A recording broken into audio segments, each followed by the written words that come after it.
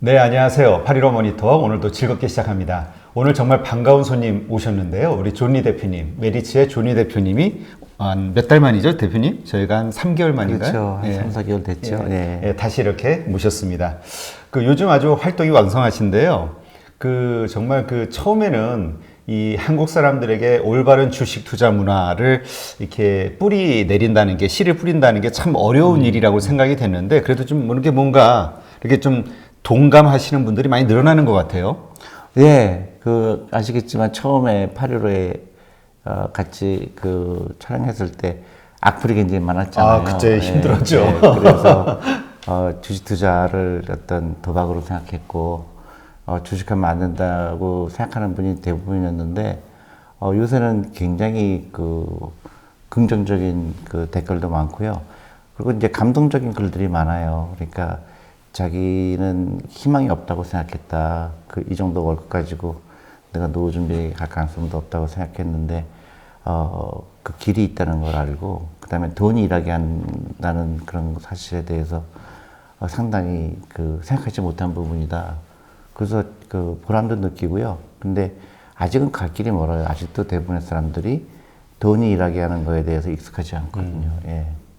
예, 맞아요. 저도 존리 대표님을 처음 뵙고 말씀을 나누면서, 자본주의? 그러니까 돈이 일하게 하는 그러한 생각을 처음으로 그때 가져봤던 것 같아요. 아, 그래요? 예. 네. 그래서 저도 개인적으로는 참 많은 주식 투자와 관련된 어떤 경제적 관념을 이렇게 좀 돌아볼 수 있는 시간이었던 것 같은데요.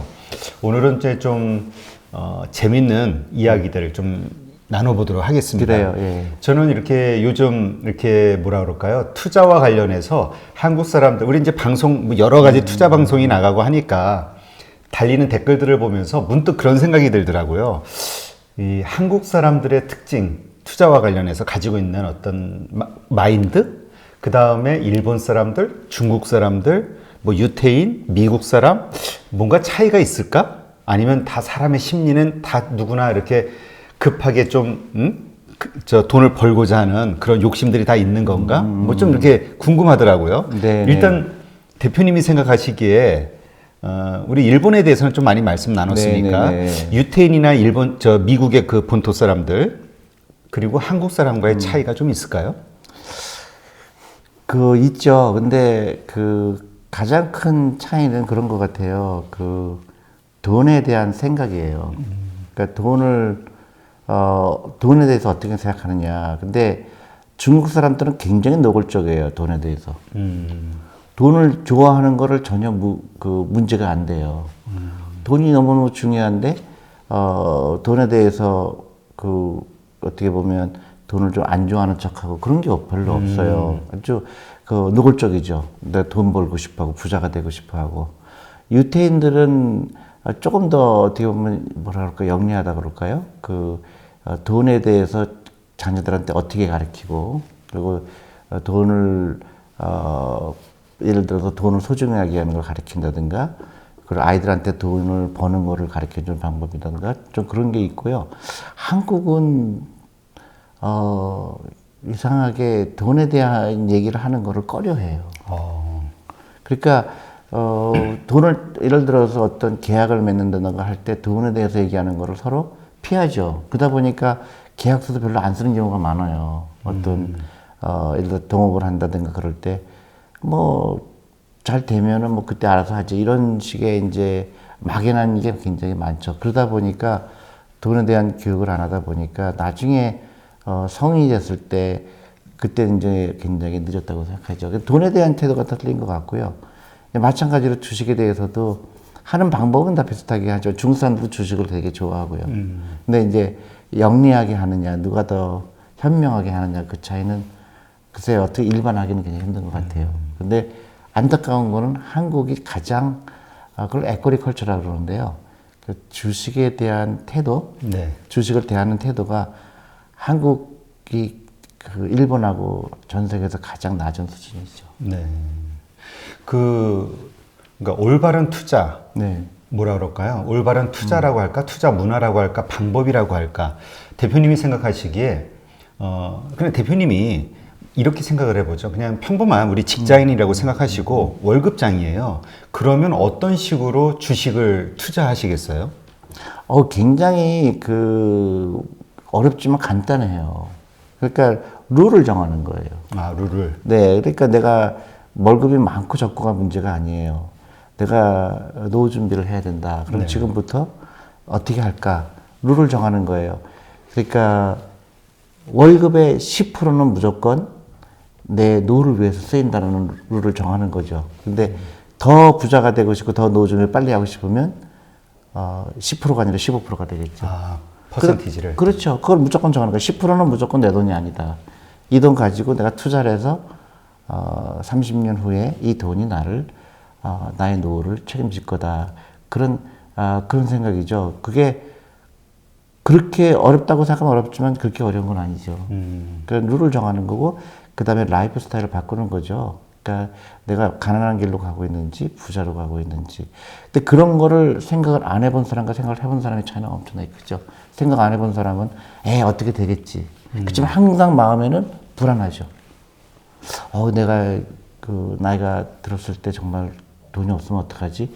불안한 마음이 있는데, 실제로 액션은 없는 거예요. 그러니까 학교로 가면 예를 들어서 시험이 한 달 후인데 내가 매일매일 조금씩 시험 공부하면은 좀 마음이 덜 불편한데 계속 놀면서도 불편하죠. 내 시험 공부 안 했으면 똑같아요. 노후 준비도. 그러니까 일정 부분 내 월급의 일정 부분을 적건 크건 10%부터 시작하라 그런 겁니다. 그러면 지금 이제 대표님은 항상 말씀하실 때 주식 투자는 노후 준비를 위해서 하는 거다. 그러니까 그냥 지금 그냥 뭐 말씀하신 대로 10%가 됐든 15%가 됐든 그냥 꾸준히 없는 셈 치고 그렇죠. 이제 하라는 말씀이신데. 네, 예. 근데 일반적으로 투자하는 사람들 보면은 이런 거 있잖아요. 왜 내가 어떤 목돈이 생기든 뭐 이런 걸 가지고 아니면 뭐 그 저금을 해서 뭐 2년 후, 3년 후에 뭐 집을 사는데 보태려고 아니면 뭐를 하는데 보태려고 이걸 좀 불려서 그동안 이런 식의 생각으로 하는 사람들도 많이 있거든요. 많은 게 아니라 대부분이죠. 대부분이죠, 사실은. 그러니까 이거 내가 노후에 은퇴하고 난 다음에 찾는다 이 생각이 아니라 사실 그래, 한 2, 3년 후 그러니까 생각의 변화가 필요해요. 너무너무 잘못된 생각들을 하고 있어요. 그러니까 주식 투자를 사람들 재테크라고 그러잖아요. 네. 재테크가 아니에요. 그러니까 사람들은 주식 투자 위험하다고 그러잖아요. 네. 그 위험한 걸 왜 해? 그러니까 빨리 어떻게 좀 정보를 알아갖고 빨리 벌어서 내가 1억 갖고 시작해서 한 3억 만들어갖고 그걸로 이제 집도 사고 하는 그런 생각을 하는 건 지극히 잘못된 생각이죠. 그러니까 재테크가 아니고 노후 준비의 가장 근본이에요. 그러니까 주식 투자는 위험한 게 아니고 주식에 투자하지 않는 게 위험한 거예요. 왜냐하면 내가 예를 들어서 월급이 300만 원이건 500만 원이건 세금 제하고 나면 별 차이 없어요. 근데 그거를 내가 월급의 10%나 20%를 꾸준하게 투자한 사람과 투자하지 않은 사람의 차이는 엄청나거든요. 그게 복리의 원리예요. 제가 아무리 많이 얘기해도 사람들은 거기에 굉장히 아직도 너무나 부정적인 생각이 가득해요. 주식을 안 된다.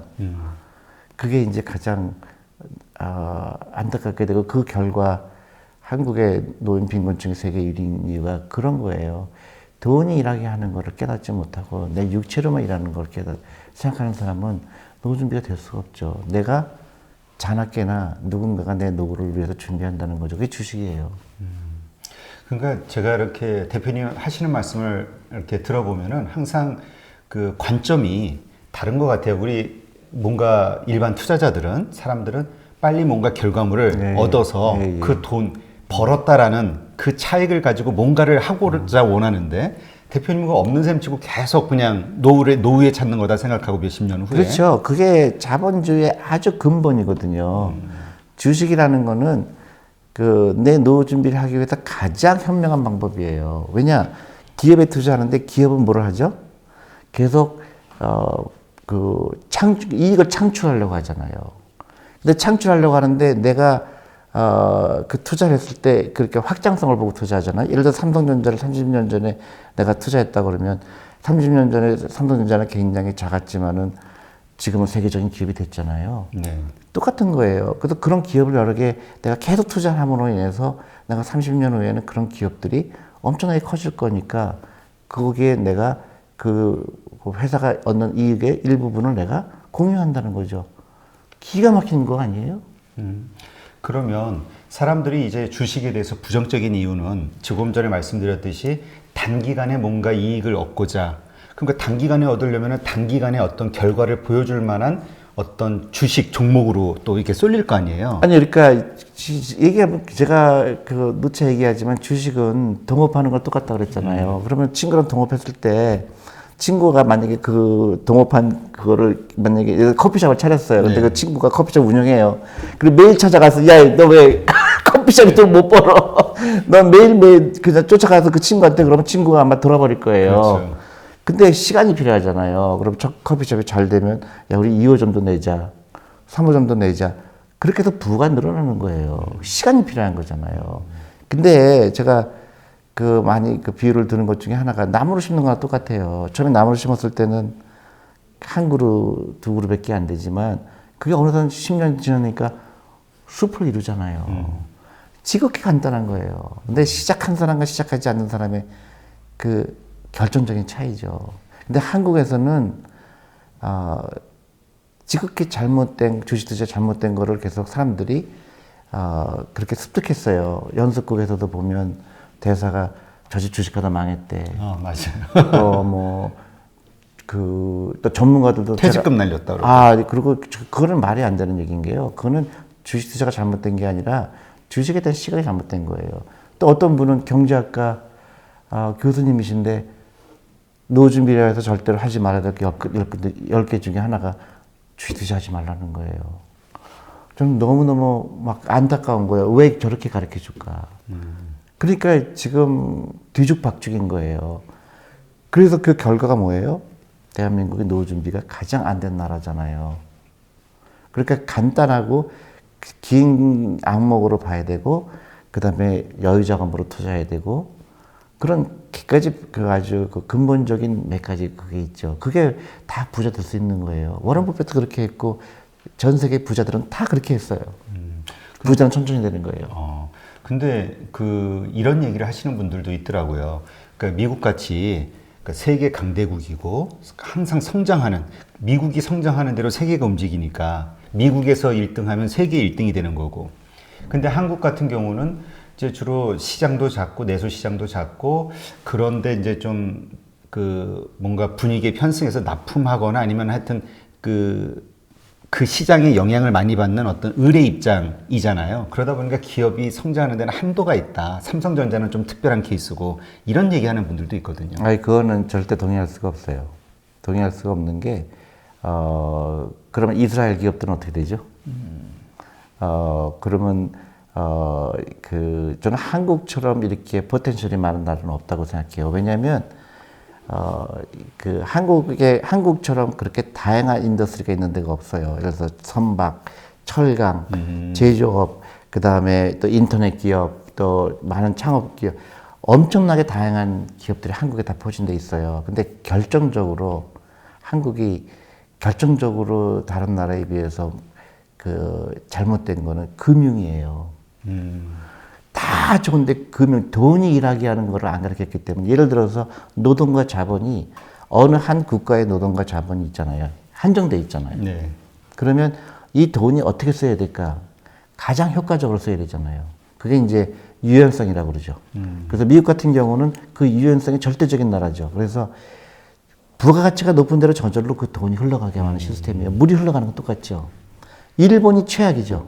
일본은 그 많은 돈을 벌어서 어디로 들어갔죠? 부동산에 들어간 거예요. 그러니까 지금 일본은 저렇게 망하는 시스템이 되고 미국은 잘 되는 이유가 자본과 노동이 돈이 많이 버는 데로 가는 거죠.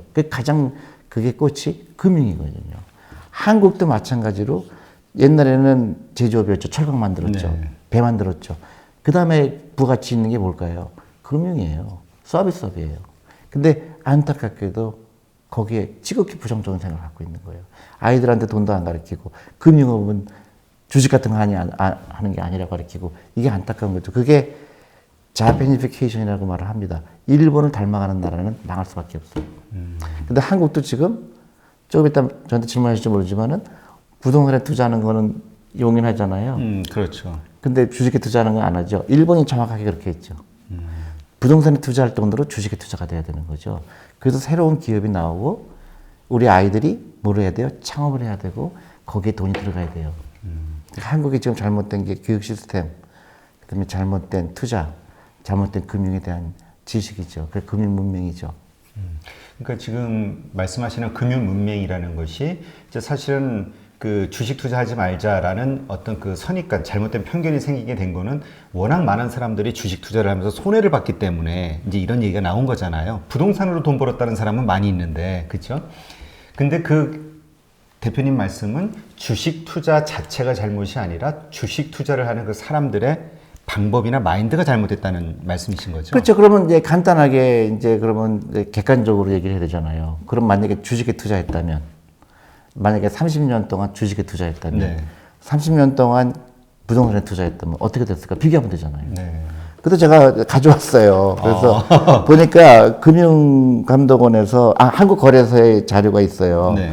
그래서 30년 동안 투자했을 경우에 1982년에 주식에 100만 원을 투자했다 그러면 지금 약 2,893만 원이 나와요. 그러니까 2012년도로요. 네. 근데 채권에 투자했으면 1,700만 원. 그때 이제 채권 이자율이 높았으니까요. 예금을 했으면 뭐 870만 원. 부동산에 있으면 제일 낮아요. 520만 원밖에 안 돼요. 근데 왜 부동산은 투자하면 잘 됐다고 사람 착각을 할까요? 부동산은 자연스럽게 장기 투자한 거예요. 그러니까 30년 기다렸더니 5배가 되더라. 그러니까 부동산 역시 그래. 근데 진짜 보면요. 제일 돈 못 버는 게 부동산이에요. 정확하게 일본이 이런 바보 같은 짓을 한 거예요. 그래서 일본 사람들의 80%의 돈이 은행 예금과 부동산에 들어간 거니까 돈이 일을 안 한 거죠. 그래서 지금 저 일본이 저렇게 잘못되는 방향으로 가는 이유가 그겁니다. 뭐냐면 일본에서 획기적인 기업이 안 나타나요. 왜냐면 그런 데에 돈이 들어갈 게 막혀 있거든. 부동산에만 들어가 있는 거죠. 부동산은 절대로 일하는 돈이 아니에요. 확장성이 없잖아요. 간단히 얘기해서 50평짜리 50년 전에 샀는데 그 5,000평 되나요? 간단하죠? 네. 그러면 대표님 그 요즘 세상이 참 많이 빨라졌잖아요. 그러니까 정말 1, 20년 전만 해도 뭔가 아날로그적인 혹은 뭐 조금 더 발전한 인터넷 세상 요 정도였는데 지금은 뭐 4차 산업이니 뭐니 해가지고 너무나 휙휙 바뀌고 있단 말이에요. 그렇죠. 모든 트렌드가. 네. 산업도 그렇고. 그렇죠. 지금 시점에서도 그 우리 평범한 사람들이, 셀러리맨들이 부자가 될 수 있는 방법은 주식 투자라고 확신하시나요? 그건 언제든지 그렇죠. 주식은 항상 기회가 있죠. 왜냐하면 그 자본주의의 근간입니다. 결국은 전 세계 부자가 어떤 사람들이죠? 주식 갖고 있는 사람들이죠. 빌 게이츠도 그 주식 가격이 올라갔기 때문에 전 세계에서 제일 부자죠. 워런 버핏도 주식 가격이 올라가서 그 부자죠. 그렇지 않은 사람 한 명도 없어요. 그러면 결국은 지금에서도 그 부자가 되고 싶다면 주식 투자는 필수다. 그렇죠. 주식에 투자하지 않는 게 위험한 거죠. 그래서 한국이 굉장히 위험한 게 부동산에 들어가는 돈이 그 일하게 할 수 있는 것이죠. 즉 주식이죠. 네, 그렇군요. 주식이나 아니면 주식하기 힘들다 그러면 펀드에 투자하는 거죠. 그러니까 금융을 이용해야 된다. 당연하죠. 그러니까 내 육체로만 일하는 거는 내가 절대로 그거 갖고 놓아주면 안 되죠. 왜냐면 육체는 늙기 때문에 그렇죠. 그러면 그 금융 그럼 이제 한단 말이에요. 하기로 네. 결심을 했어요. 네. 그러면 어떻게 그 투자를 시작하는 게 올바른 투자가 되는 걸까요? 그러니까 이제 아까 말씀드렸듯이 월급의 10%는 무조건 내가 이제 띄고 나머지 돈을 한다. 라이프 스타일이 바뀌어야죠. 그 다음에 절대로 이제 몇 가지 중요한 게 있죠. 이제 빚을 지지 말아야 되겠죠. 그리고 그 라이프 스타일을 바꿔야 되죠. 내가 그 예를 들어서 가장 쉬운 게 미국에서도 많이 쓰는 얘기예요. 그러니까 pay yourself first라고 그래서 돈 생기면 너부터 페이해라. 딴 사람 돈 주지 말고 돈 생기면 무조건 너부터 페이해라. 그게 뭐냐면 월급에 내가 300만 원이다. 그 30만 원은 무조건 나의 노후를 위해서 투자하는 거죠. 그런 룰을 정하고 그게 여유 자금인 거예요. 그리고 나서 이제 그 순서가 있겠죠. 네. 뭐 핸드폰 가격도 내고 그 다음에 돈이 없다. 그럼 거기서 스탑을 하는 거죠. 그래서 아마 대부분의 경우 자기가 대부분 마이너스 통장 마이너스 통장 밸런스가 아마 늘어날 거예요. 그 대부분 그런 돈에 대한 교육을 안 받았기 때문에 그렇기 때문에 이제 그 쳐내야 될 거 쳐내야죠. 소득 그러니까 소비에서 그리고 이제 매일매일 조금씩 부자가 돼야 돼요. 어저께보다 내가 오늘 조금 더 부자가 됐다. 그런 이제 라이프 스타일의 변화가 필요하죠. 근데 저도 한국에서 그런 서울에서 그 차를 갖고 다니는 사람들 보면 저는 이해가 안 가거든요. 참 오늘 댓글에서 그런 질문이 하나 올라왔더라고요. 대표님은 차 어떤 차 타시냐고. 차 없어요. 저도 그렇게 달아드렸는데 안 믿으시는 것 같아. 여기 오는 것도 제가 저기 지하철 9호선 타고 왔죠. 제가 마침 여의도에서 점심에 약속이 있어서 보니까 마침 9호선이 있길래 한국은 너무 잘 돼 있어요. 한국은 정말로 돈 벌 수 있는 찬스도 많고 돈을 세이브할 수 있는 기회도 많죠. 미국은 굉장히 힘들어요. 근데 어떤 사람들은 미국이 돈 벌 수 있는 기회가 많지 한국은 없다라고 생각을 하거든요. 정반대입니다. 왜 그렇게 이해할 수 있는 왜 거죠? 그러세요? 왜 그런지 아세요? 미국은 다 돈을 벌고 싶어 해요.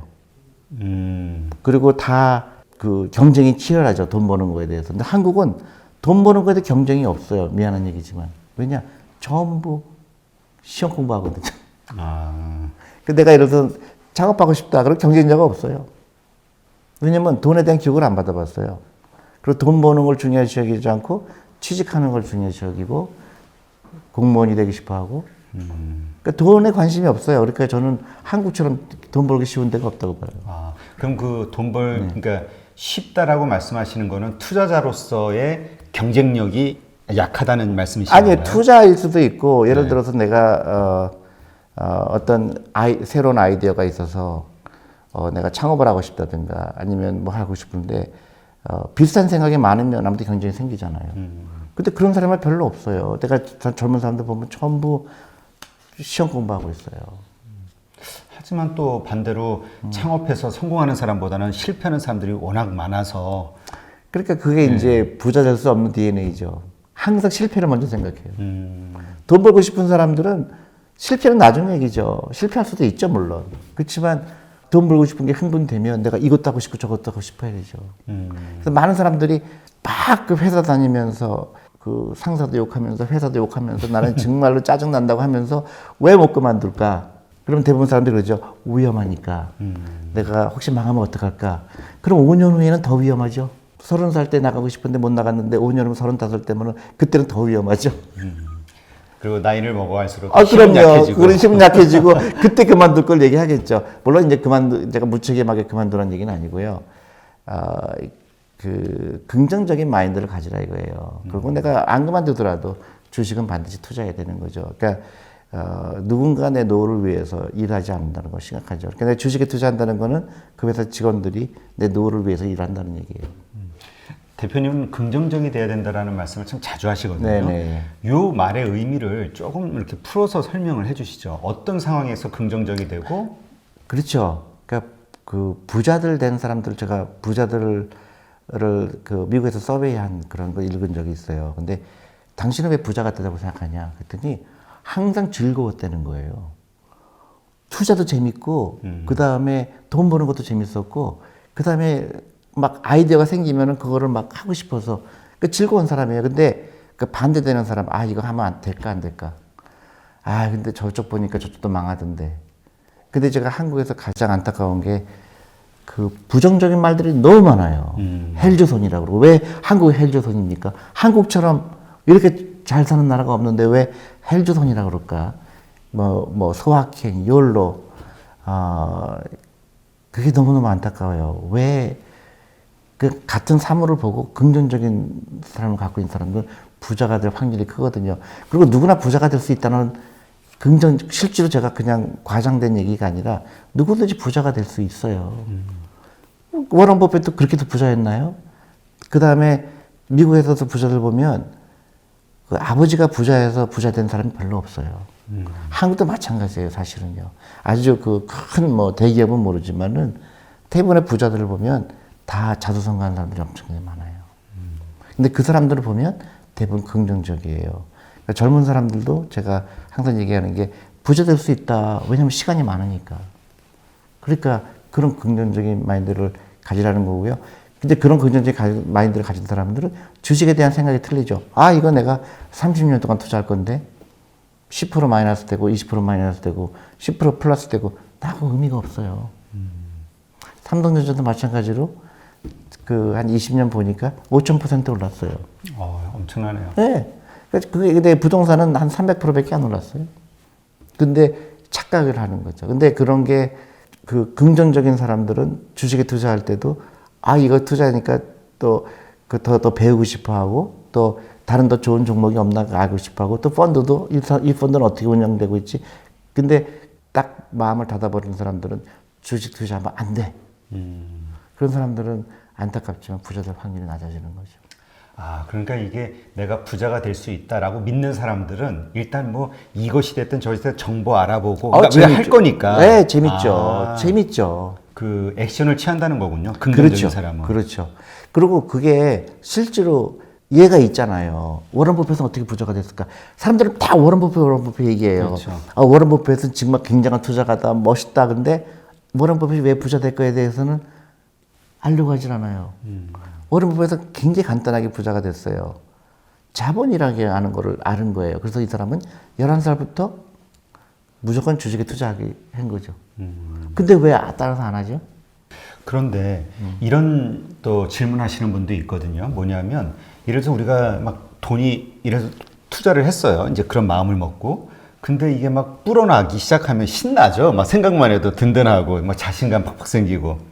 근데 마이너스가 된단 말이에요. 그럼 이게 막 의기소침해지고 내가 이거 괜히 했나 막 이런 생각하고 실망하면서 자신감이 사라지는 거죠. 그게 이제 훈련이 필요하죠. 어떤 훈련? 훈련이 뭐냐면 이 주식은 장기적으로 올라갈 수밖에 없다는 것. 내가 얘기했잖아요.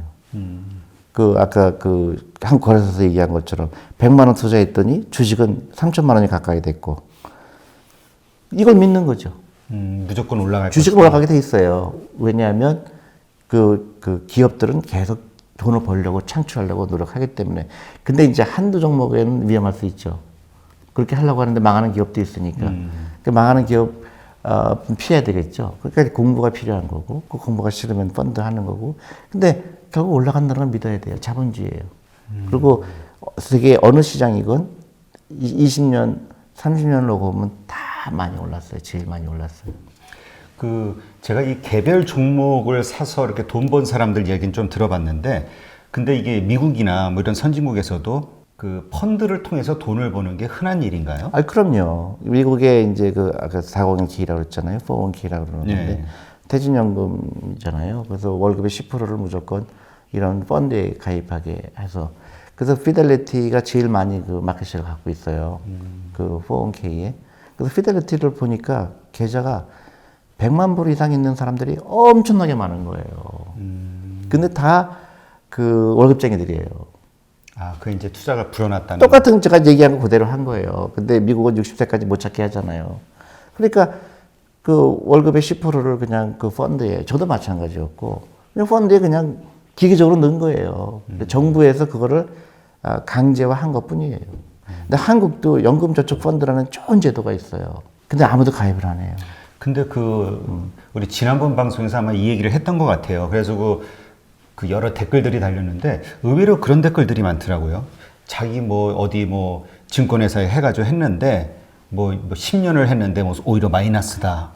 그래서 또 옮겼는데 또 마이너스다. 연금저축보험을 들어서 그래요. 연금저축보험이 있고요. 네. 연금저축펀드가 있어요. 근데 연금저축보험은 그 사업비가 너무 많아요. 그래서 제가 캠페인을 하고 있는 거예요. 연금저축보험을 연금저축펀드로 이전해라. 그리고 왜냐면 그 연금저축보험은 이자율이 연동돼 있거든요. 네. 그러니까 10년 기다려도 마이너스인 경우가 있고요. 그러니까 오랫동안 투자할 거기 때문에 이거는 가장 주식 비중이 높아야 되죠. 근데 그 주식에 투자 안 한 거예요. 근데 예를 들어 사업비가 만약에 10%다. 10% 뛰고 100인데 90부터 시작하는 거예요. 90부터 시작했는데 10년 기다리니까 마이너스밖에 될 수밖에 없죠. 그러니까 그런 걸 잘 알고 해야 되고요. 그래서 제가 캠페인 하고 있는 거예요. 일단은 연금저축 펀드부터 시작해라. 그게 1년에 400만 원까지는 세금 혜택이 있으니까 그것부터 시작하고요. 그러니까 한꺼번에 막 하려고 그러면 또 이게 맞나 틀리나 그럴 수도 있으니까 정부가 만든 룰이니까 이거는 무조건 노후자금을 위해서 투자하는 사람들한테 혜택을 주는 거니까 이거는 무조건 해야 되죠. 400만 원까지는 세금 환급의 효과가 있고 1,800만 원까지는 세금을 이연한다는 아주 좋은 거거든요. 이거는 무조건 해야 되죠. 이렇게 댓글 보면은 뭔가 해보고 싶은데 어떻게 해야 될지 모르겠다 이런 분들이 의외로 있더라고요. 이런 분들은 그냥 이런 거서부터 쉬운 거부터. 당연하죠. 이거는 안 하면 손해니까. 세금 혜택이 있으니까. 예, 정부의 혜택이 있는데 그걸 안 하는 거는 손해죠. 근데 의외로 많은 사람들이 몰라요. 이런 제도가 있는 걸 모르고 그리고 저희한테 지금 연락이 굉장히 많이 와요. 그래서 저는 이게 굉장히 고무적이죠. 그러니까 3년 전만 해도 이런 얘기하면 제가 저 사람 주식 얘기 왜 하나? 저 펀드 회사 사장님이니까 그렇죠. 팔아먹으려고 이러는 거 아니냐? 절대로 그런가 뭐 그렇게 생각할 수도 있겠지만 저는 솔직히 그런 마음을 먹었으면 저는 돈 많은 사람들한테 얘기하죠. 제가 정말로 관심 있는 거는 월급쟁이들이에요. 그러니까 뭐 연봉에 3천만 원도 좋고 5천만 원도 좋고 다 노후 준비 될 수 있다는 거예요. 희망을 주고 싶고 근데 다만 희망을 주고 싶어도 뭐죠? 당장 액션이 있어야 돼요. 하루에 10,000원 커피 좀 먹지 말아라. 그리고 함부로 놀러 가지 말아라. 그 돈으로 투자를 해야 되고 라이프 스타일을 바꾸고 굳이 차가 필요 없다 그러면 하지 말아라. 차를 살 필요 없다. 그런 그게 이제 현명한 사람들이에요. 그러니까 결국 이렇게 돈을 지금 나오는 수입의 일정 부분을 10%든 15%는 딱 떼야 되는데 보통 사람들은 월급쟁이들 그 얘기 하잖아요. 들어오면 바로 나간다고. 통장에서. 그렇죠. 그러니까 이미 씀씀이가 네네. 그게 다 쓰게끔 맞춰져 그렇죠. 있는데 그러면 평생 빚으로부터 헤어나지 못하죠. 그러니까 이제 라이프 스타일을 바꿔라. 맞습니다. 소비하는 습관을 줄이는. 그렇죠. 투자는 습관을 가져야죠. 근데 대부분의 사람들이 월급이 작다고 다 불만이잖아요. 월급을 조금 주다, 보너스도 작다. 근데 라이프 스타일은 그렇지 않은 것처럼 행동하잖아요. 그런 비싼 백을 산다든가, 비싼 외제차를 산다든가, 전 너무너무 이해가 안 가요. 왜 저런 라이프를 살까? 왜냐면 부자처럼 보이려고 하는 게 너무 강해요. 제가 그런 얘기를 하면 사람들은 그런 얘기들 해요. 내가 소비를 안 하면 국가 경제도 어렵지 않느냐.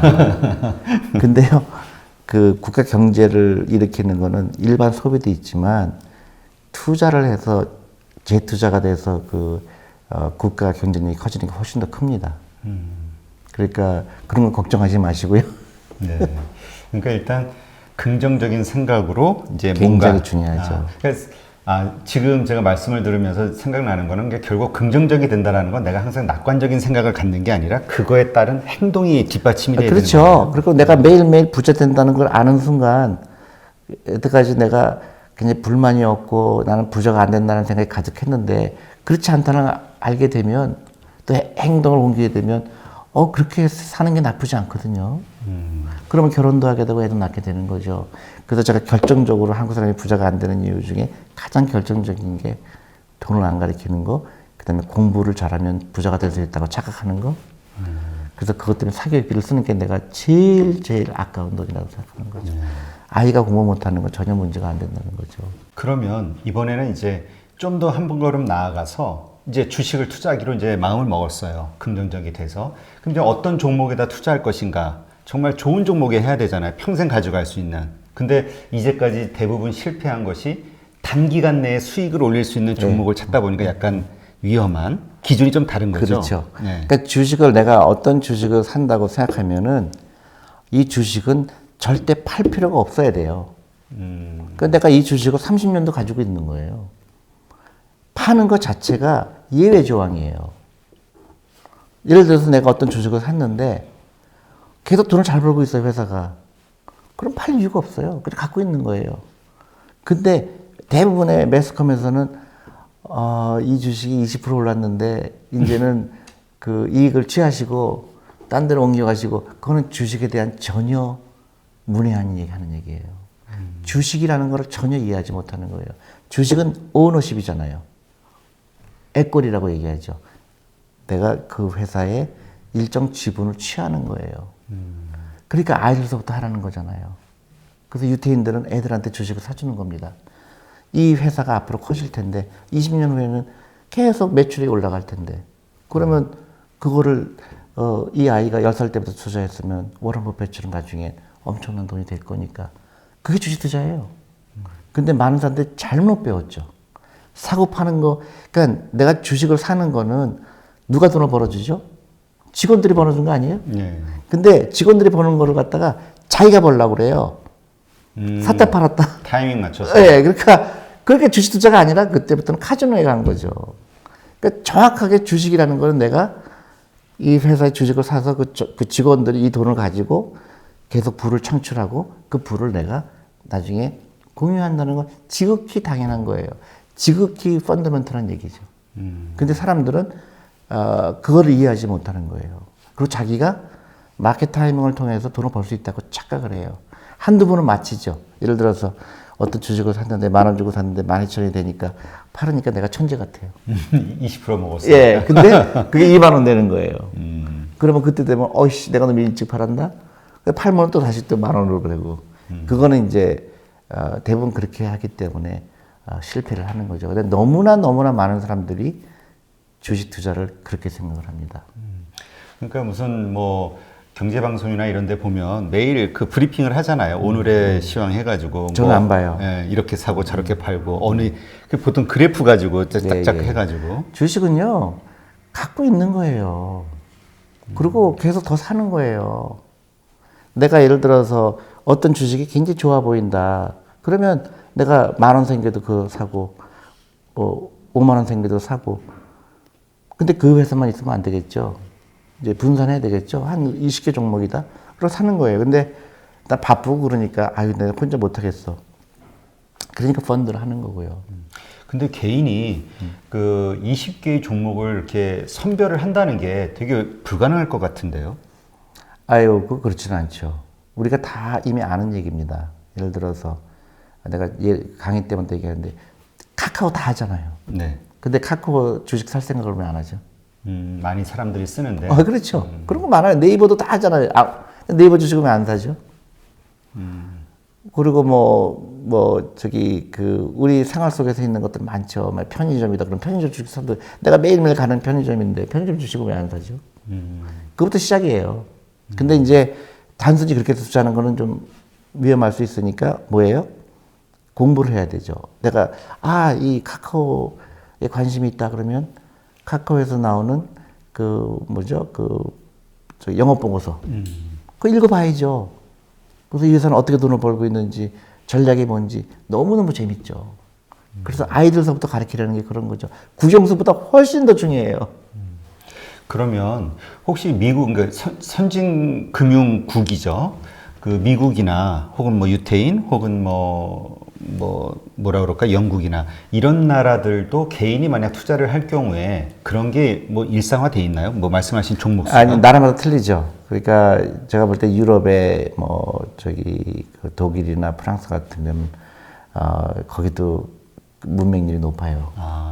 근데 미국의 특히 유태인이 굉장히 똑똑하죠. 그래서 미국의 인구의 2%밖에 되지 않지만은 미국을 장악했잖아요, 유태인이요.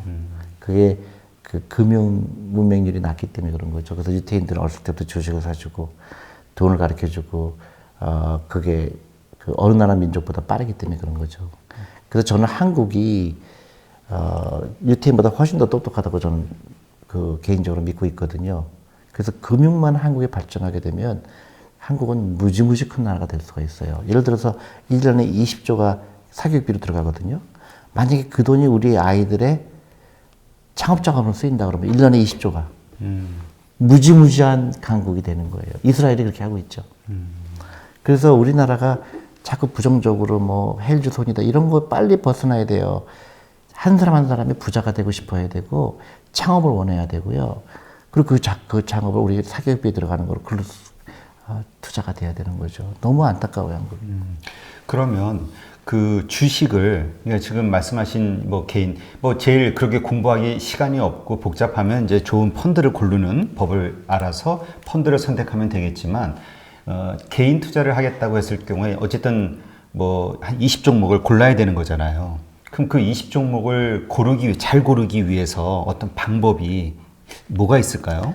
뭐 방법이 예를 들어서 처음부터 20개 종목을 살 수는 없겠죠. 네. 그러니까 이제 한 종목씩 늘어나가는 거죠. 아, 내가 지금 예를 들어서 1,000만 원이 있어요. 네. 그러면 1,000만 원이 있거나 아니면 내가 한 달에 100만 원씩을 저금하려고 투자를 하려고 해요. 그러면 이거를 지금 당장 20개로 쪼개는 게 아니라 예, 그럴 자금이 많지가 않죠. 큰 자금이 아니니까 예. 이럴 때는 그냥 그렇죠. 괜찮은 종목 한두 종목에다가 그럼요. 넣고 그렇죠. 그게 재밌는 거예요.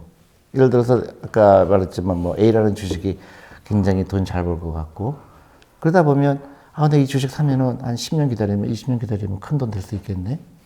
그러면 그냥 10주도 사고 2주도 사고 3주도 사고 하는 거죠. 그래서 모으라는 거예요. 근데 이제 그 사다 보니까 이제 그 가격이 예를 들어서 10,000원 주고 샀는데 8,000원이 됐다. 전혀 걱정할 필요가 없죠. 근데 이제 고를 때 몇 가지 이제 제가 팁을 드린다 그러면 이제 어떻게 주식을 고르느냐. 네. 근데 이제 사람들이 물어보죠. 뭐 단순히 숫자적으로 그 돈을 잘 버는 회사가 좋은 건지. 제일 중요한 거는 주식에 투자한다는 거는 내가 그 회사와 동업한다고 생각하시면 돼요. 동업자를 고르는 과정하고 똑같죠.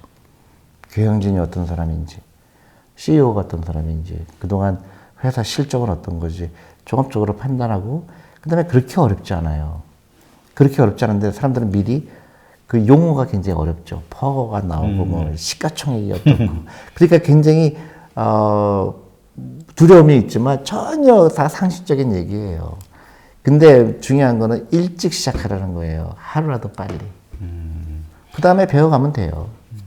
아, 그러니까 지금 대표님 말씀을 들으면서 제가 좀 하나 정리가 되는 게 처음 시작할 때서부터 20종목으로 나눠서 해야 된다 이게 아니라 거창할 필요 없어요. 하나씩 네. 투자를 하다가 뭐 이렇게 또 늘어나고 종목이 늘어나는 거군요. 네. 그래서 이제 미국에서는 이제 많이 쓰는 얘기가 만약에 졸업 시즌이다. 네. 그러면 그 가장 좋은 졸업 선물이 뭘까? 그러면 이런 거예요.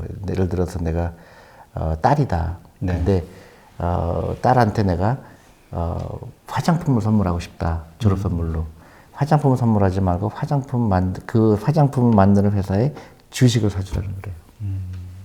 그게 그 아이한테는 가장 좋은 선물이라고 얘기하는 거죠. 아, 우리는 화장품 선물 세트를 사주는데 그렇죠. 그게 아니라 화장품 네. 그 회사에 주식을 한 주든 두 주든 그렇죠. 사준다. 그리고 저희가 그래서 펀드 선물하기로 시작한 게 그거예요. 펀드를 사주는 거예요. 그 아이한테 미래. 그리고 손자들한테도 물건을 사주지 말고 펀드를 사주고 그런 이제 캠페인을 저희가 하고 있어요. 그게 너무 중요한 거거든요. 그래서 우리 아이들한테 미래를 선물하고 그다음에 라이프 스타일을 바꾸고 돈의 귀한 걸 가르쳐주고. 근데 지금 한국에 너무나 많은 사람들이 자녀들한테 크레딧 카드를 줘요. 그죠. 모든 가족 카드 해가지고. 이거 쓰라고. 그거 최악이에요. 아, 안 좋은 건가요? 아이들한테 권총을 쥐어주는 건 똑같아요. 돈이 하늘에서 쏟아지는 줄 알아요.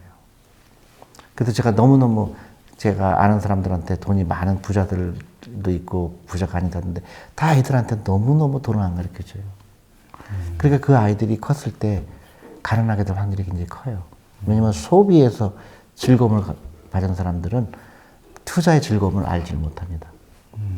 어렸을 때부터 작은 돈이고 큰 돈이고 투자를 했더니 10년 후에 내가 1,000만 원 투자했더니 10만 원이 1억이 되더라. 그런 걸 경험한 사람들은요, 쉽게 소비를 못 해요. 왜냐면 이 돈이 커질 거를 알기 때문에. 근데 소비만 한 사람들은 그런 즐거움을 모르기 때문에 쓰는 거에 익숙해져 있어요. 그러니까 비싼 백을 보면, 저거 사고 싶으니까 사고, 또, 뭐, 그렇게 되죠. 미국의 아주 억만장자들한테 봤어요. 그 사람들이 갖고 있는 시계가 얼마짜리까. 근데 보니까 200불 미만이에요. 20만 원, 네. 23, 4만 원. 근데 그런 부자들은 그런 게 의미가 없어요. 근데 최근에 제가 뉴스를 보니까 뭐 6억짜리 시계가 있다고 그러더라고요. 그게 다 팔렸다고 그러잖아요. 네. 글쎄요, 그 사람들이 어떤 건지 모르지만은 굉장히 좀 안타깝죠. 그걸 왜 살까? 그 돈이면은 너무나 많은 더 창조적인 데 써일 수가 있는데. 그러니까 이 불리는 거에 대한 어떤 즐거움을 모른다라고 부르는 거죠. 예, 그걸 아무도 안 가르쳤기 때문에 그래요. 그래서 예를 들어서 사교육비를 지금 초등학교 때부터 난리를 피잖아요. 네. 그 돈으로 그 아이한테 주식이나 펀드를 사줬을 때 그 아이가 25살 됐을 때는 그게 몇 억이 될 텐데 그 돈을 다 써버렸기 때문에 노후 준비도 안 돼 있고 그 아이들은 경쟁력이 있을까요? 없을까요? 돈을 벌어보지 못한 아이가 어떻게 돈을 벌죠? 그렇죠. 근데 제가 이제까지 그 댓글들 달린 거를 이렇게 보니까 이렇게 생각하는 분들이 있더라고요. 의외로 많이 있더라고요. 뭐냐면 말씀하신 대로 지금 사주면 이건 얼마 후에 올라 이 확신이 없는 거예요. 오히려 야, 뭐 현대차가 10년 전에 현대차를 샀으면 지금 얼마인 줄 알아? 막 손해본 이야기 이런 이야기들을 많이 하시더라고요. 그러니까 확신이 없는 것 같아요. 아니에요. 그러니까 그게 이제 잘못된 금융 문맹이죠. 그러니까 금융 문맹은 그래서 전염병이라고 표현해요. 그러니까 한국은 전염병이 걸린 거예요. 너무 가난하게 되는 거에 다 익숙해져 있는 거예요. 그러면 대표님 말씀은 그렇게 평생 가지고 갈 만한 주식을 처음서부터 선택을 못했기 때문이다. 아니죠. 보시는 건가요? 샀다 팔았다 그동안 한 거죠. 그냥 가지고 있는데도 오히려 떨어졌다 그러던데. 그거는 그 한 종목만 갖고 있었던 거죠. 말씀하신 대로 여러 종목, 20종목. 그렇죠. 제가 지금 보여드렸잖아요. 코스피만 해도 예를 들어서 20년을 따져보니까 과거 20년을 따져보니까 부동산은 서울 강남의 경우 약 300% 올랐어요. 20년 동안에요. 근데 그 주식은 보니까 제가 그래서 조사를 해왔어요. 보니까 1998년서부터 2018년까지 전국에 있는 아파트 가격이 168% 올랐어요. 강남인 경우는 좀 더 많이 올랐어요. 238% 올랐는데 코스피는 343에서 2300이에요. 그러니까 568%예요. 삼성전자는 5000% 올랐고. 근데 왜 망했다고 얘기하죠? 그거는 이제 우리가 샀다 팔았다 하는 거고. 샀다 팔았다는 거고 잘못된 주식만 딱 골라갖고 이거 그렇게 얘기한 거죠. 그러니까 자꾸 부정적인 얘기를 하는 거예요. 제가 자료를 보여드리잖아요. 그렇지 않다고. 왜냐하면 자본주의에서 주식보다 부동산이 더 올라갔다 그러면 그 나라의 자본주의는 심각한 문제가 있는 거예요. 왜냐하면 하이 리스크 하이 리턴인데 리스크를 더 줬는데도 더 리턴이 낮다는 얘기거든요. 그 경제 문제가 있는 거죠. 그 10년 전인가 언제도 예를 들어서 뭐 2000포인트였는데 뭐 시간이 한참 지났는데 지금도 종합주가 지수가 2000포인트다 이런 얘기 하시는 분들. 그때는 이제 그것도 있었죠. 그 경제 위기도 있었고.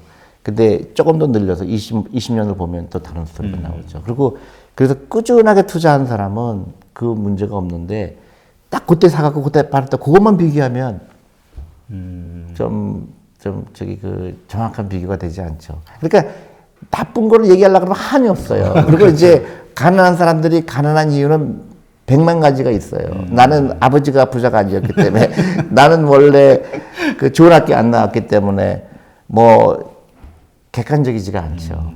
그러니까 네. 지금 단기간에 그 얘기가 아니라 이건 수십 년 가져간 후에 훗날의 얘기가 완전히 다를 수 있다. 그렇죠. 그리고 내가 얘기하잖아요. 미국에서도 지금은 주식 가격이 올랐지만 미국이 그 주식 가격이 안 오른 게 한참 됐어요. 근데 결국은 다 올라가게 돼 있는 거죠. 그러면 그 말씀은 지금 그 한국이 아직 뭐 이렇게 주가가 크게 뜨지 않는다 하더라도 언젠가는 그 가치를 수렴하게 될 것이다. 그렇죠. 그 회사의 가치의 주식 가격은 반영하게 돼 있어요. 그러니까 지금은 한국 주식 굉장히 싸죠.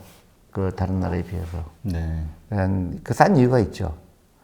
그러니까 퇴직연금의 주식 비중이 전 세계에서 한국이 꼴찌고요. 대부분의 많은 사람들이 주식하면 안 된다고 얘기하고 있고, 정부도 그런 거에 대해서 별로 신경 안 쓰는 거거든요. 정말로 좋은 시장이죠. 가장 좋은 시장은 주식하면 안 된다는 사람이 많을수록 좋은 시장이에요. 왜냐면 가격이 싸다는 얘기거든요. 근데 진짜 문제가 있는 거는 막 택시를 타도 주식 얘기하고 가정주부도 주식 얘기할 때는 우리 요새 부동산 얘기하듯이 그렇죠. 맞아요. 좀 걱정되죠. 그러니까 남들하고 다른 그 거꾸로 생각하는 그런 것도 상당히 좋은 어드바이스예요. 네. 자, 그럼 이제 정리를 해보면은 일단 처음서부터 시작할 때 주식 종목을 고를 때는 최종적으로는 한 20여 종목의 어떤 많은 종목 수를 생각하고 시작은 하지만 시작할 때는 한두 종목에서 물론이죠. 사나가는 걸로. 그렇죠. 예를 들어서 오늘 저는 가장 얘기하고 싶은 게 이렇게 연금저축펀드는 반드시 가입해라. 그리고 400만 원까지 무조건 채워라. 더 여유가 있으면 1,800만 원 채우는데 그것부터 채워야 돼요. 왜냐? 세금 혜택이 있기 때문에. 그리고 400만 원이랑 1년에 400만 원은 커피 그 2잔 안 먹은 거거든요. 그거 시작하고 10,000원부터 시작하고 그 다음에 그게 이제 즐거움이 되죠. 내 재산이 늘어나고 있구나. 그 다음에 크레딧 카드 없애고 백화점 카드 없애고 그런 라이프 스타일을 바꾸다 보면 아 내가 이제 부자가 될 수 있구나 하는 희망을 느끼게 됩니다. 그때부터는 자기 나름대로 투자 방법도 생기게 되고요. 그때부터 즐겁습니다. 절대로 어렵지 않고요. 당장 시작해야 돼요. 그러니까 우리 한국에는 투자할 때가 투자할 만한 기업이 별로 없다. 이렇게 말씀하시는 거는 잘못된 거네요. 천만의 말씀이죠. 그러면 그거는 정말 너무 슬픈 얘기죠. 그리고 다행인 거는 지금 주식 투자 안 하고 있기 때문에 주식 가격이 싸다는 거예요. 지금 대한민국 주식이 다른 나라에 비해서 월등하게 쌉니다. 여러 가지 이유가 있죠. 근데 한국의 펀더멘털이 나빠서 그런 게 아니고요. 그러니까 주식에 투자하는 문화가 형성이 안 된 것 뿐이에요. 알겠습니다. 이런 얘기를 하시는 분이 있어요. 대표님 말씀에 동의를 해요. 투자를 해야 되고 주식을 가지고 있어야 된다. 이거는 동의하는데 한국은 아니다. 왜냐하면 미국이라든가 이런 나라는 전 세계를 상대로 하니까. 그러면서 하시는 말씀이 올해 나스닥은 30% 상승을 했는데 한국은 4% 상승밖에 못했다. 이런 얘기 하시는 분도 있거든요. 이런 것들 때문에 이게 비교가 되잖아요. 자꾸. 내가 저기다 주변에 보면 저쪽에다 나스닥에다 집어넣었는데 오늘 올해 한 30% 벌었대 이러는데 우리는 그냥 거기서 거기거든. 그러니까 이게 상실감이 오는 것 같아요. 그러면서 이제 실망감. 그러니까 그거는 저는 정반대 생각을 하죠. 네. 나스닥이 30% 올랐으면 내년에도 30% 오를 가능성은 별로 없거든요. 그리고 그걸 예측하는 것 자체가 의미가 없고요. 나스닥이 좋으면 나스닥 좀 투자하시고 한국도 투자하시고 그거는 전혀 문제인데 그 단정적으로 얘기하는 건 굉장히 위험하죠. 그러니까 한국의 주식이 싸냐 비싸냐 그게 중요한데 한국 주식이 안 비싸다 살만하다 그런 거예요. 근데 안타까운 거는 퇴직연금도 한국 주식에 투자 안 하고 각종 연기금도 외국에만 투자하겠다 그러고 그렇게 전혀 이해가 안 가죠. 너무너무 이해가 안 가죠. 근데 이런 생각도 드네요. 그러니까 지금 대표님 말씀대로 장기 투자를 한다고 하면 지금 20%가 올랐던 30%가 올랐던 5%가 올랐던 내가 지금 팔 게 아니잖아요. 당연하죠. 그러니까 이익 실현이라는 관점에서는 의미가 없는 거네요. 의미가 없죠. 제가 말씀드린 게 아까 재테크가 아니라니까 주식 투자는. 주식 투자는 노후 준비예요. 그러면 만약에 내가 40살이다, 30살이다 그러면 30년 있다 찾을 건데 왜 6개월, 1년이 중요하죠. 아마 이런 심리 때문에 그런 게 아닐까 싶은데요. 아까 말씀하셨듯이 이거 약간 갬블처럼 되는 거죠. 그래, 30% 올랐을 때 이제 여기서 좀 팔고 좀 기다렸다 조정 나오면 또 쌀 때 들어가고 이런 어떤 타이밍을 잘 맞추면서 돈을 불리겠다. 이런 대부분 생각. 이제 주식 투자의 전문가라는 분들이 그렇게 얘기를 하죠. 네. 근데 그거는 최악의 방법이에요. 그럼 알 수가 없는 거를 알려고 하는 거예요.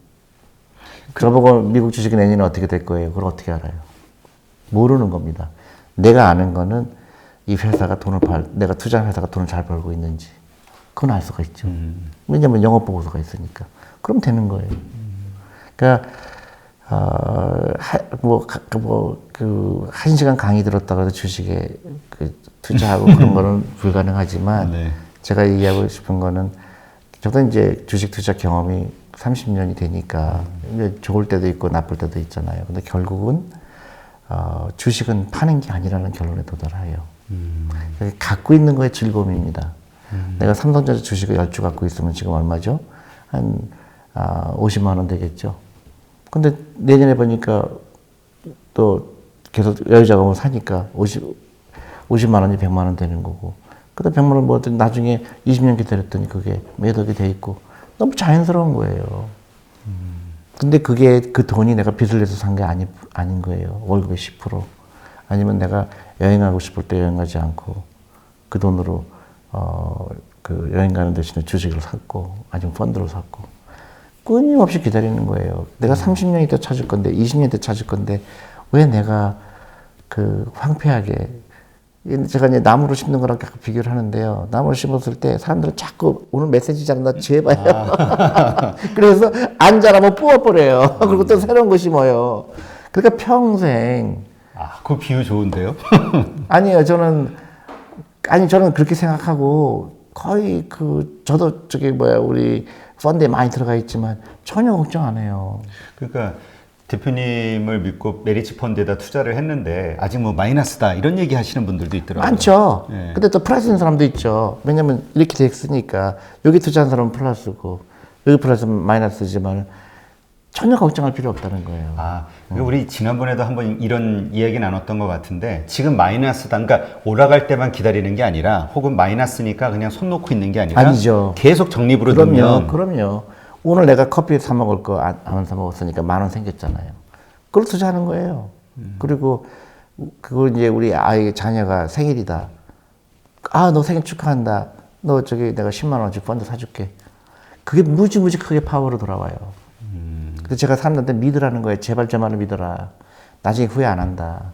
대신에 내가 약간의 그런 내가 오늘 커피 마시고 싶은 걸 참은 거잖아요. 거기에 대해서 나한테 상을 준 거예요.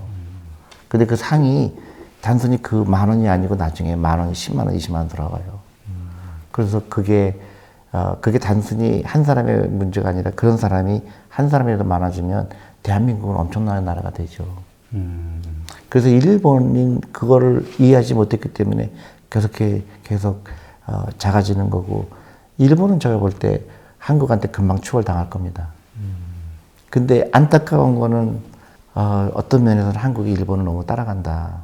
그거를 빨리 벗어나야 된다고 생각하죠.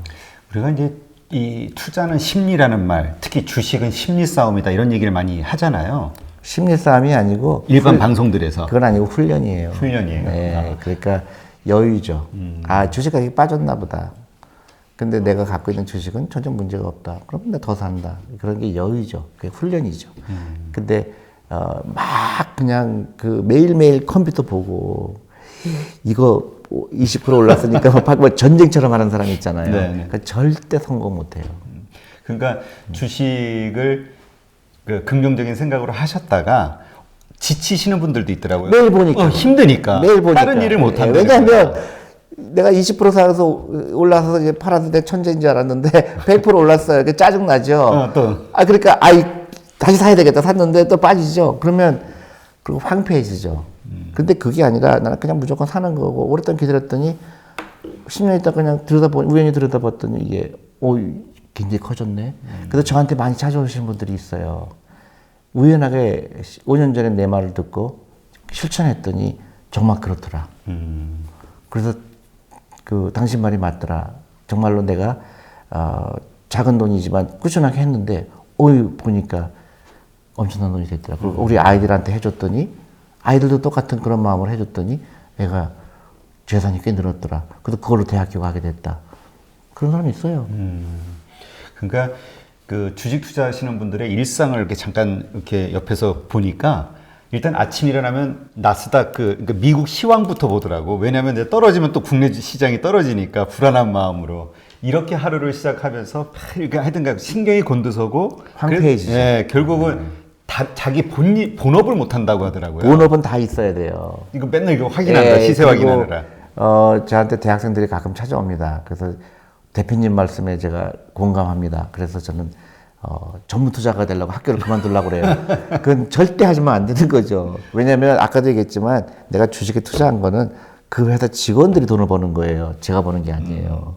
제가 사고 파는 능력으로 버는 게 아니에요. 그 회사가 계속 돈을 벌려고 노력을 하고 새로운 제품을 만들고 그거를 저는 기다려주는 것 뿐이에요.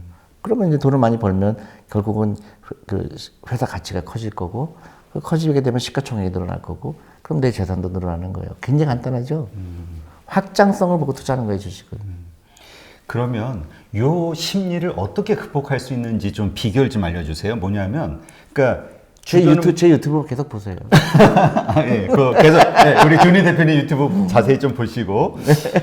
이런 거 있잖아요.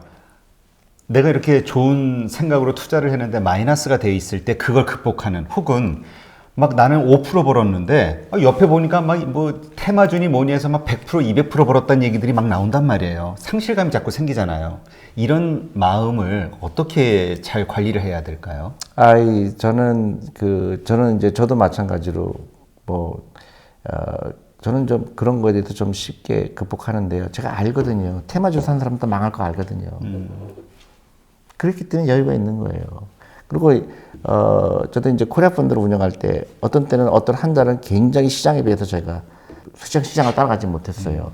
근데 그때 보면은 누가 대통령 나온다 그래갖고 테마주라 그래갖고 거기 막 상한가를 계속 치고 막 이럴 때 저는 그때 놀러 가요. 저거 다 저기 다 저거 망할 수밖에 없는 건 제가 알아요. 근데 결국 그렇게 돼요. 시장은 굉장히 영리해요. 근데 그 영리함을 믿는 거고 나도 같이 영리해야 되는 거예요. 그래서 펀더멘털을 보고 투자하라는 게 그런 얘기죠. 이 회사가 돈을 잘 벌고 있으면 걱정할 필요 없어요. 근데 저쪽이 막 상한가 치잖아요. 그러면 내가 불안하잖아요. 그러면 그건 안 돼요. 근데 그거 다 망하게 돼 있어요. 그렇게 펀더멘털에 하지 않은 거에 믿고 투자하는 거는 망할 수밖에 없죠. 특히 한국의 테마주라는 거 절대 믿으면 안 되죠. 그리고 사고 팔고 단기 거래도 절대 아니죠. 주식은요, 파는 순간 사지 말았어야 돼요. 팔지 않아야 하는 주식을 사 모아야 그럼요. 된다. 근데 이제 어쩔 수 없이 팔 때가 오죠. 그 예외 조항이에요. 팔 때가 예를 들어서 아무런 이유도 없이 회사 가격이 2배가 됐다. 그러면 이거 왜 이러지? 그때 조금 프라핏 테이킹 할 수도 있고. 그 다음에 세상이 변한 거죠. 예를 들어서 옛날에는 아날로그 시대였는데 지금은 이제 그 디지털 시대다 보니까 예를 들어서 코닥 같은 경우 다 망하잖아요. 내가 코닥 갖고 있었다 그러면 이건 더 이상 돈을 못 벌. 그런 케이스가 와요. 한국에 예를 들어서 철강이 옛날에 돈을 많이 벌었지만 철강이 더 이상 돈을 벌 수 없으니까 게임즈로 간다든가 부가가치가 높은 데로 옮겨가는 건 어쩔 수가 없는 건데 그거는 내가 나름대로 좀 연구할 필요가 있죠. 근데 그게 그렇게 어렵지 않아요. 하여튼 그러한 훈련, 그러니까 역시 그래서 대표님 말씀대로 자기 마음 다스리는 훈련이 돼야 되는 거네요. 훈련이 돼야 되죠. 네, 어떤 상황에서도. 그리고 이제 그 훈련이 되는 사람들은 긍정적인 사람들이에요. 그리고 일단 첫 번째 주식 선택이 펀더멘탈을 기본으로 해서 그렇죠. 평생 가져갈 만한 주식을 선택하는 거네요. 그렇죠. 그러니까 내가 20년 기다릴 거면 지금 20% 30% 빠지는 건 아무런 의미가 없어요. 그래서 계속 더 사는 거예요. 오히려 더 많이 살 수 있는 그거를 기회니까. 이제 바겐 헌팅이라고 그래요. 제가 그 말씀 들으니까 네. 그 워렌 버핏의 인터뷰를 한번 본 적이 있는데 주가가 자기가 투자한 주식이 싸준 거예요. 그러니까 워렌 버핏 그 말을 하더라고요. 너무 좋다고. 그럼요. 싸게 더 많이 살 수 있는 당연하죠. 기회가 있으니까. 바겐 세일하는 거죠. 그러니까 내가 만약에 정말 선택이 올바랐다면 지금 가격이 떨어진 것을 막 아쉬워하고 슬퍼할 게 아니라 오히려 더 사모아야 되는 기회라고 봐야 되는 거네요. 그렇죠. 그러니까 주식 가격이 올라가는 거를 그렇게 좋아할 필요 없는 거예요. 내가 30년 후에 가격이 중요하지. 그러니까 내가 돈이 필요한 그 시점에 그렇죠. 높이는 되지. 그렇죠. 그 그러니까 전에. 그렇죠. 예를 들어서 내가 10,000원 주고 샀는데 15,000원 되면 내가 계속 그 주식을 산다고 치면 15,000원에 사야 되잖아요. 그러면 펀드도 마찬가지인가요? 펀드도 마찬가지죠. 지금 만약에 제가 대표님 펀드에 했는데 지금 마이너스 20%예요. 마이너스 30%예요. 그러면 이 시점에 하게 되면은 이게 더 좋아지는 건가요? 주식처럼? 저는 마찬가지예요. 주식이나 펀드는 마찬가지예요. 그러니까 근데 그것조차도 이제 마켓 타이밍이죠. 그러니까 이 펀드 매니저가 어떤 철학을 갖고 있는지가 더 중요하죠. 그러니까 예를 들어서 내가 펀드를 사러 가면 은행이나 이런 데 가면 그 직원이 아마 이렇게 얘기할 거예요. 6개월 동안 수익률이 이게 제일 좋아요. 이거 사세요. 그게 최악의 방법이에요. 절대 그런 건 피해야 돼요. 그러니까 단순히 그 수익률이 얼마였기 때문에 사는 거는 제일 바보 같은 거죠. 보통 우리 펀드 선택할 때 지난해 수익률을 보고 선택을 절대로 하지 말아야 되고요. 그 제일 중요한 거는 펀드를 볼 때 펀드의 턴오버라고 그래요. 그 펀드의 그 사고 파는 비율. 그게 만약에 막 300% 400%다 그러면 그 펀드 피하는 게 좋아요. 그거는 펀드 매니저가 그 펀드 매니저 투자 철학이 단기라는 얘기거든요. 그러니까 한 20%, 30%에 대한 펀드를 골라야 돼요. 그거는 오랫동안 갖고 있는 펀드 매니저의 철학이거든요. 그리고 펀드 매니저는 그래서 그 펀더멘탈을 위해서 투자를 하고 오랜 기간 가지고 있기 때문에 결국 그게 빛을 보게 되어 있습니다. 그렇군요. 요즘 뭐 대표님 말씀대로 한국 주식은 참 싸단 말이죠. 그리고 펀더멘탈도 괜찮고요. 근데 요새 몇 달 사이에 뭐 외국인들이 몇 조 원씩 주식을 팔아 제끼고 있다. 이런 뉴스가 막 나오고 있거든요. 그러니까 뭔가 좀 한국의 그 펀더멘탈이 나빠진 게 아니냐, 혹은 뭐 위기가 오는 게 아니냐, 이런저런 얘기가 많은데. 제가 볼 때는 이제 그것보다도 그 MSCI 그런 이머징 마켓 그 구성이 바뀌었어요. 그래서 중국이 비중이 높아졌어요. 그래서 글로벌하게 투자하는, 아시아에 투자하는, 이머징 마켓에 투자하는 펀드들은 그 얼로케이션을 한국에서 좀 빼서 중국으로 가야 될 수밖에 없는 그런 상황이 됐고요. 그 다음에 이제 외국 사람 입장에서는 한국을 어떻게 쳐다보느냐, 한국에 대해서 굉장히 그 한국이 그 한국 사람들이 영리하고 다 좋은데 외국 사람들이 걱정하는 부분이 그거예요. 왜 한국 사람들은 스스로 한국의 좋은 면을 하려고 하지 않는 거에 대한 불안감이 있어요. 그래서 특히 이제 그리고 또 이제 기업 지배 구조가 아직도 향상이 안 되는 거를 외국 사람들이 걱정을 하고요. 그리고 경영진이 정말로 그 배당을 준다든가 아니면 그런 주주들의 이익에 그렇게 부합하는 거를 안 하는 게 그 보통의 외국 사람들이 갖고 있는 한국에 대한 인식이고요. 그냥 또 하나 걱정되는 건 외국 사람들이 한국은 굉장히 역동적인 나라인 줄 알았는데 젊은 사람들이 저렇게 공무원을 하고 싶어 하고 시험 공부만 하려고 그러고 창업을 안 하려고 그러고 그런 게 사실 더 걱정이 되는 거죠. 그리고 주식에 투자하지 않는 것도 이해가 안 가고 외국들은 투자가 그런 거는. 그러니까 전반적인 거를 제가 안타깝게 생각하는 거는 한국은 무지무지하게 긍정적인 나라라고 저는 생각을 하거든요.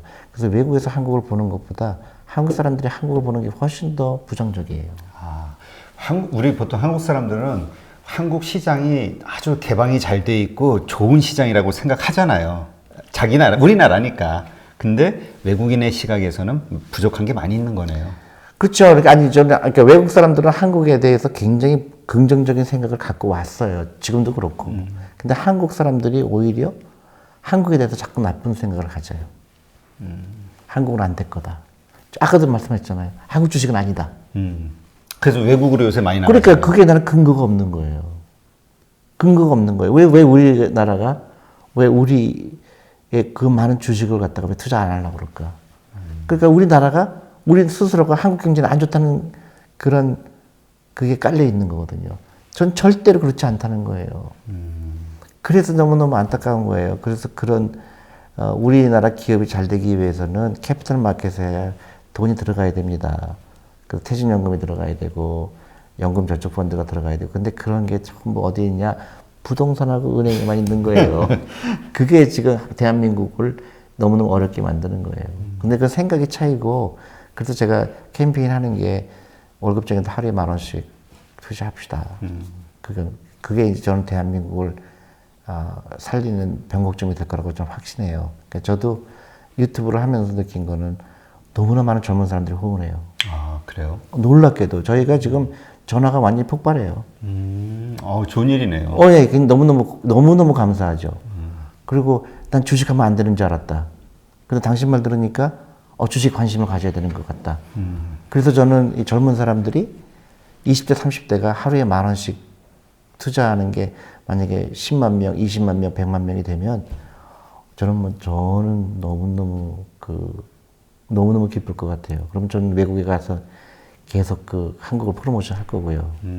그러니까 봐라, 이 한국 사람들의 그런 성공하려고 하는 의지, 돈 벌려고 하는 의지, 젊은 사람들이 그런 긍정적인 마인드를 갖고 있고 다양한 생각을 갖고 있고 일본은 저는 희망이 없다고 보는 게요. 일본 젊은 사람들은 이런 게 전혀 없어요.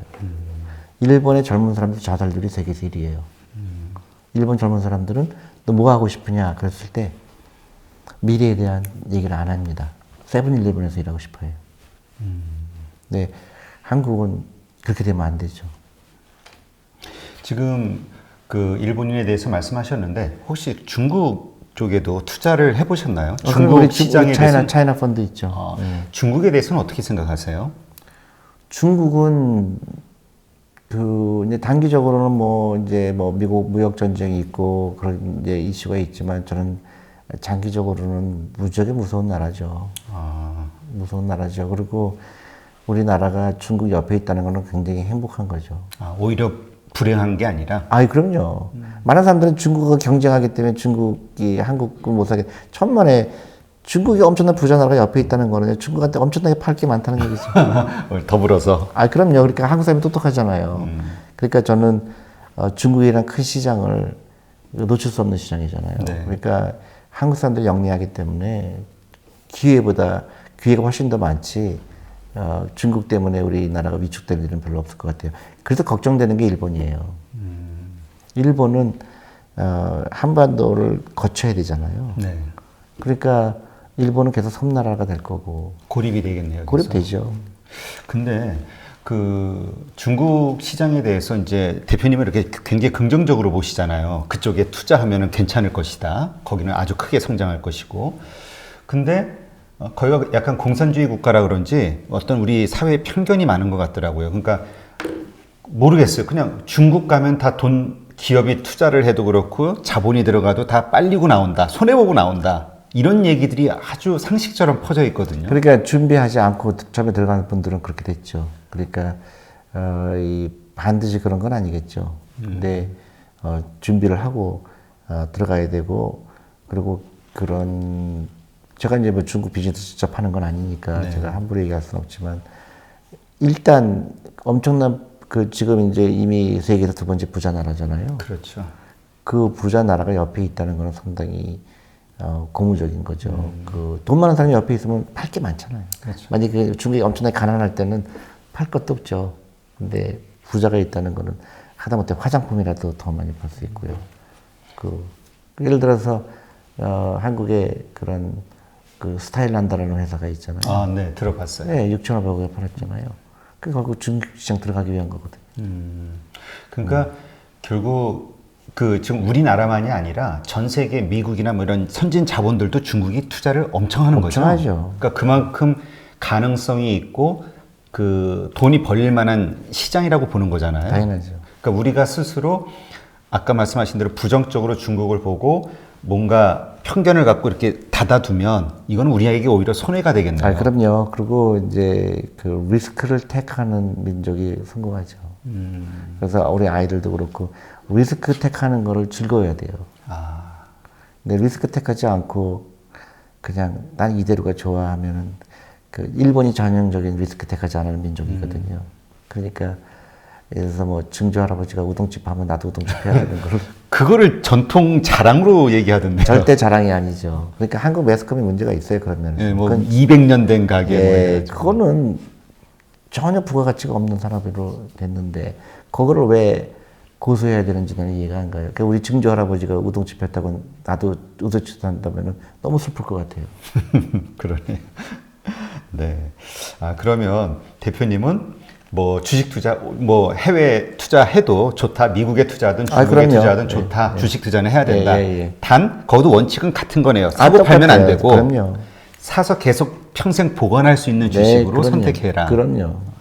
근데 지금 이렇게 제가 주변의 이야기를 보면은 미국의 나스닥이 상승한다 이러면 대부분 단기로 이익을 취해서 나올 생각들, 이게 타이밍 거래를 할 생각들을 하는데 이것도 역시 절대로 돈 못 법니다. 결국에는 그렇게 된다. 왜냐하면 도박장에서 돈 번 사람 한 명도 없죠. 일시적으로 따더라도 한 번은 딸 수 있죠. 근데 그게 계속 연속으로 딸 수 없는 거랑 마찬가지죠. 그러니까 그런 생각을 가지고 있을 때 종목을 선택하는 기준이 완전히 달라지겠네요. 달라지죠. 그러니까 나는 어차피 팔 생각이 없는 거니까 훨씬 더 펀더멘탈을 보게 되고 경영진을 보게 되고 그리고 즐거워요. 투자하는 게. 그리고 단기적으로 막 심하게 빠지거나 올라가도 나하고는 상관이 없어. 난 계속 살 거니까요. 그렇군요. 그러니까 사는 게 즐거워야 돼요. 와, 이런 주식이 있었네. 이런 게 있었구나. 그게 즐거워야 돼요. 미국의 대학생들이 주식 얘기를 많이 해요. 이런 회사가 있고. 근데 한국의 대학생들은 그런 얘기를 안 해요. 자꾸 그 공무원 시험만 생각을 해요. 그러니까 돈 버는 거에 흥미를 갖고 막 재밌어야 해야 되는군요. 재밌어야 되죠. 그래야지 막 역동적이 그래서 되고. 미국에서는 그 투자 클럽이 많죠. 그러니까 주부끼리도 예를 들어서 주부들이 모여서 그 주식 투자하자, 같이 하자. 아무래도 혼자 공부하는 것보다 여러 명이 당신은 애플 주식 연구해 오고, 너는 넷플릭스 주식 연구해 오고. 그래서 그 나름대로 투자해서 그때 수익률이 엄청나게 좋아요. 아, 그러겠네요. 각자 예, 하나씩 조사하면. 근데 한국은 뭐 이런 얘기까지 잘은 모르겠지만 보여서 다 그 과외 선생 그런 그런 게 과외 선생 누구를 모셔오고 이러는 그래서 저는 그런 걸 들으면서 너무 아깝다. 그거를 주부들이 모아서 아이들도 같이 참여해서 야 이번에는 뭐 바이오 주식 연구해 보자. 그래서 뭐 셀트리온도 연구해 보고 그러면 저 돈이 너무너무 잘 쓰일 텐데 왜 그거를 쓰레기통에 버릴까? 그 아이들은 절대로 부자 되지 않는데 그런 거. 일단 우리 어른들이 바뀌어야겠네요. 부모들이 바뀌어야 되죠. 제가 최근에 고등학교 가서 강연을 했어요. 근데 너무 마음이 아팠어요. 돈을 가르치는 데가 아니에요. 부모들한테 돈에 대한 얘기를 들어보지 않은 거예요. 그래서 우리 아이들이 경쟁력 있게 되려면 글로벌하게 인재가 돼야 되거든요. 한국에서 좋은 학교 나오는 거는 지극히 별거 아닌데 왜 거기에 온 재산과 온 노력을 쏘니까 우리 아이들은요 미국에 있는 유태인, 유럽에 있는 유태인들하고 경쟁해야 돼요. 그러면 누가 더 상상력이 풍부한가, 누가 더 즐거운가, 누가 더 돈 벌고 싶어 하는가, 누가 더 자연스러운 생각하는가 결정적입니다. 근데 지금 한국의 아이들은 그렇게 잘하지 못해요. 네. 그냥 수능 시험에 맞춰 있는 거예요. 제가 계속 얘기하면 결국 사교육비 얘기가 나오는. 우리 사기업비 나오면 우리 조니 대표님 1시간 말씀하셔야죠. 아니 그 돈이 너무 아까워서 그래요. 솔직히 그 돈이 너무 아까워서 그래요. 네. 그 돈이면 우리 아이들이 큰 부자가 되는데. 그러게요. 참 이게 조금만 내가 먼저 이렇게 용기를 내고 행동하면 바뀔 그렇죠. 텐데 네. 자꾸 주변이 하면 나도 따라하겠다. 근데 이런 다행히도 그 저한테 이메일 많이 와요. 당신 말 듣고 사교육비 끊었다. 그래서 저는 이제 막 눈물 날라고 그러더라는 거예요. 그래서 투자를 하기 시작했어요. 예, 그래서 옛날에는 뭐 웃기지 마라 그랬는데 곰곰이 생각해 보니까 당신 말이 맞는 것 같다. 그래서 이메일도 오고요.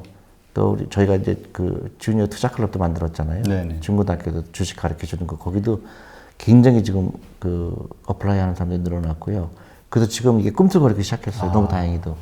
그리고 주식 가게 들어오고 싶은 사람도 많고 또 어떤 분은 내가 주부 투자 클럽을 만들고 싶은데 와서 강의해 줄 수 있느냐 그런 사람들도 있고 그래서 그 전국을 다니고 있죠. 근데 제가 선전 하나 해도 돼요? 예. 제가 책을 또 하나 이제 씁니다. 나옵니다. 1월 달에. 1월 달에 나와요? 네. 그럼 또 1월 달 나오시면 제가 저의 첫 그 책 소개 방송은 저희가 네.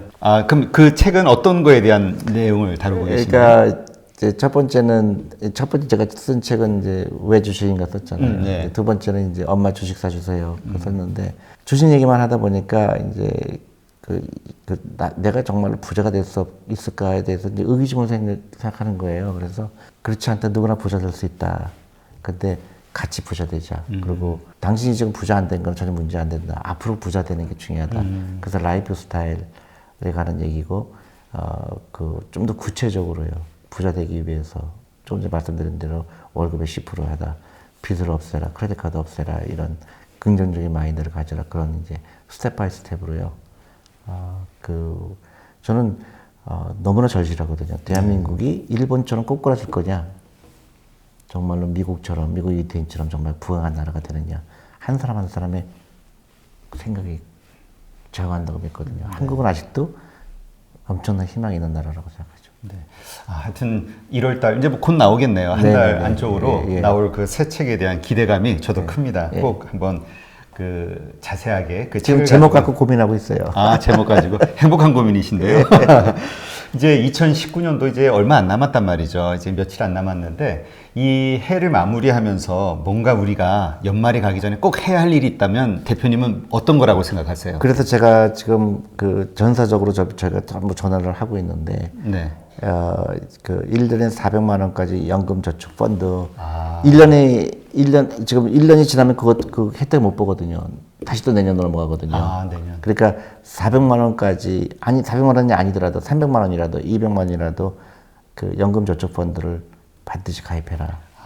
그러니까 이번 12월 안에 네. 뭐 400만 원 미만으로는 돈을 넣고 저금을 하면 네. 저축을 들면은 세제 혜택을 그대로 받는다. 그렇죠. 내년도 네, 그러니까, 연말정산할 때. 12월 지나기 전에 꼭 하시라. 그리고 이제 주식에 대해서 익숙해져야 되잖아요. 그래서 네. 연금저축 펀드를 가입하면서 이제 주식에 그 발을 디디기를 원하죠.